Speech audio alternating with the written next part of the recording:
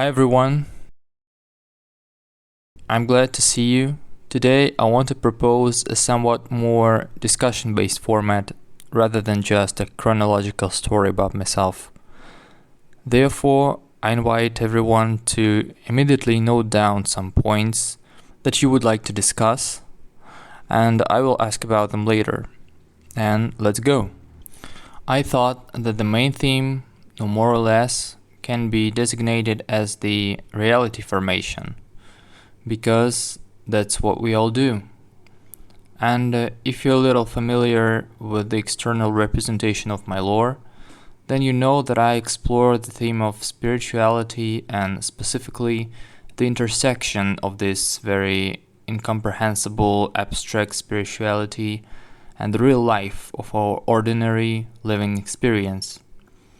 And for me, this is not just some aesthetic direction or a world of abstractive and speculative ideas. Everything goes back to the basic question, which was very important for me since childhood and gave me no rest. It's what is actually happening here? Why do we exist in some incomprehensible, indistinct world with no clear narrative, no understandable rules, and all the rules that exist are quite hypocritical and are violated in the majority of real cases? And accordingly, I started immersing myself in the sphere of philosophy and information about spirituality around my 11 years age, in order to find some answers for myself. And I found some answers, and life became a little bit easier for some time. I was engaged in various craft directions, worked with metal, wood, made jewelry, etc. I was not connected with art from the point of view that I never considered my activity as art. Later, I also did photography, a little bit of video, but for me, this was all just a craft, because I didn't conceptualize it much in any way. And then immigration happened, actually. Immigration happened and the question arose again. How should I live now? And what should I generally do further, because everything has changed completely? And the answer was sort of prepared for me due to all my research over the previous years. I realized that I need to live exactly the way I want, because it's the best time to start everything from the beginning. And there are no frameworks anymore. Everything is broken and everything is new. And I can build everything anew. But at first, it was unclear how I wanted it to look like. And what is this new thing that needs to be created? I started thinking about art in terms of the art market and art career, because in this period, normal job had absolutely no meaning. This is also a point to the topic that many of us usually have a second job. I couldn't accept that in any way and still cannot, because in this context of building a new life, and while there is a war on one side and a war on the other side, I need to do something monumental. To me, all these work tasks seemed pointless. When some fools have their burning deadlines, they need to sell some crap or do something else. Everything seemed like complete nonsense, and I wasn't ready to merge into this at all and spend my mental space and resource on that. Therefore, it seemed to me that art is exactly a very suitable environment to productively express my internal research and turn reflection not only to my own self-eating, but to actually bring it out somehow into the surrounding world and accordingly make something out of it. The first works, naturally, immediately fired back with the reflection on the war itself and on my sensation of it, and it was somewhat entrancing. I realized that I can find an outlet for my emotions and thoughts, and that was cool. And that was the moment where a question also arose for me about how should I move further, because I was not yet very familiar with how the art environment is arranged, and it seems that pressing social issues is a relevant topic and it needs to be used. But there was also some internal confusion on this account, because having a sensation that all this horror is devouring me and deforming me inside, and it becomes really painful to live with this. There was so much of it that everything else started to crumble somehow, because I was immersing myself in this very strongly. And that was such a small, well, actually a big moment of reevaluation of guidelines in creativity and the vector of my life in general, because through what we do, we actually form our life, and it all starts to be present in it. Accordingly, I realized that the way I'm moving right now doesn't suit me, and I need to take the side of light rather than continue to stay in the darkness. This moment was quite a turning point in my internal state, which led to the creation of the Citrinitas project that we exhibited with the help of Rubezh. And big thanks to you guys again. About this path of transformation, which gave me much more strength for creativity in life in general that I ever experienced before. I became much more socially active, generally active, and this really raised my internal energy, and I felt much better. And this led to my first exhibition, and I started to communicate with art community much more. Here I would also like to touch upon a discussion which many of you probably remember arose in the Rubezh chat recently, about how quickly one needs to exhibit after realizing themselves as an artist, or how long one needs to wait before exhibiting, and what responsibility before the viewer is, and so on.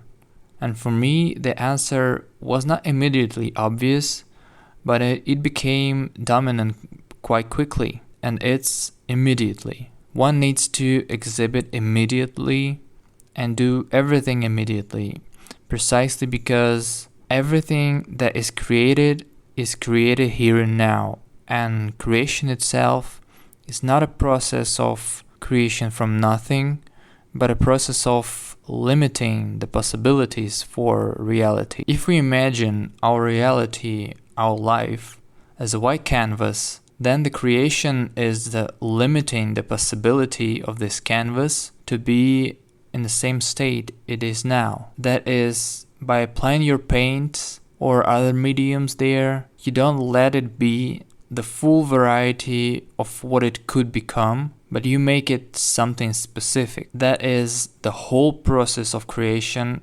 is concretization. Concretization due to the fact that you filter out all other possibilities for the manifestation of the specific phenomenon or artwork appearance in particular sense. And accordingly, every time you don't do something, when you expect that in time it would be somehow better, that you will first learn more, and so on, this is actually just a fear of acting now and desire to look into the future to see how it's going to look like. And I consider that this is impossible, and specifically, responsibility for one's life is exactly the determination to create something now, to move as it is now, because there will never be any new input data and there will be no future. In the future, you will also be in the now, and you will also be unsure. And accordingly, this is the responsibility for the creation of your reality in the first place, and in the second place, for the creation of some works of art. Because if you won't take action,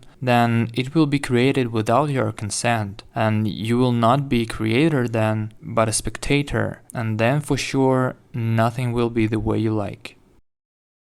Here I'm just showing some other works that were made during the year. That was the Secret Revolution exhibition, and this was the Lens of Faith. And we came to the topic of perfectionism, slightly touching it with this pretentious quote. Perfection itself is completeness. Completeness as a meaning that it is already actually exists, and therefore perfectionism as a striving for something else, something that will be better than now, is absurd. And it doesn't exist because what exists now is already complete/perfect. Therefore, it will not be better based on the fact that you already accomplishing what can be accomplished, and it appears how it is, and that's the only truth. Well, this is sort of summary for the period that is passing now and coming to an end. And I'm thinking about what will be next, because I have a move and a new stage of my life coming very soon, and accordingly I'm asking myself questions about what to do next and how to move further, and reflecting on my gained experience. Of course, making new works is the obvious step. Another moment is more practical, and this is the development of social media. And I see that YouTube as a social media for artists is a very good and helpful direction, because now, unfortunately, unlike several years ago, social media is not just an additional opportunity for the development of your artistic name and career, but a strict necessity, because the competition is huge. So if you won't tell about yourself, then no one will tell and no one will know. YouTube, in this case, as a person relating with great negativity to the second job, I see as a great help for an artist, because it's the only platform that allows to convert free engagement of people who are interested in your creativity into real money for you. All other platforms and all other methods of monetization require a person to make a decision to take their hard-earned money away from themselves and give it to you. In other words, to sell some of your work or whatever it is. Here, a person watches for free for themselves, likes, shares your videos, and the platform converts it into, and plus YouTube allows to give much more depth into the artistic context than the Instagram or some other visual platforms. Therefore, please subscribe. These are my social media. Instagram is on top. You can skip that, but subscribing on YouTube is necessary, because if you didn't know, to launch monetization, you need to pass the threshold of 1,000 subscribers and hours of views. I have 100 subscribers right now.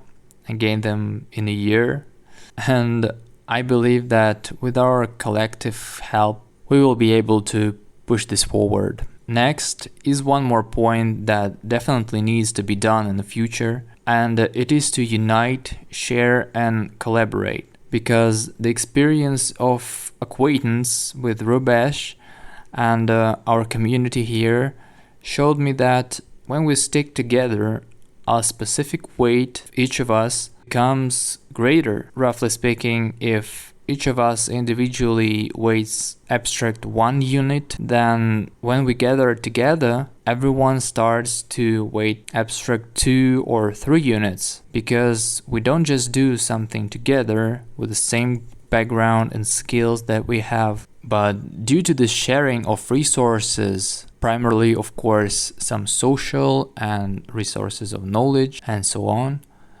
everyone becomes capable of doing more than they could do before. Therefore, altogether, we are power. And from this recently, in our wonderful trio with Thais and Vova, an idea was formed to create an art group, which we named Borderless. Here is its absolutely empty Instagram account for now, but I propose you to subscribe in advance. Some content will be coming out soon. So our art group and curatorial group in perspective is united by the same ideas that I've mentioned about unification, about the importance of promotion in social media, and of course about the creation of new projects, both independent and collaborative. Independent in the sense exclusively from us, and also collaborative with other artists, other communities, art groups, and so on. Internationally, without borders, in order to lead the world of art further into some reality that we like. Because if we all unite together and will paint this canvas the way we like and cut off those forms of reality where we feel bad, where nobody loves us, don't feed us, don't give us likes, and if we all unite to destroy all these possibilities, leaving only the possibility for us to grow, develop, and preferably not work at second jobs, then together all this will turn out faster. And here on this, my propaganda ends. Thank you all.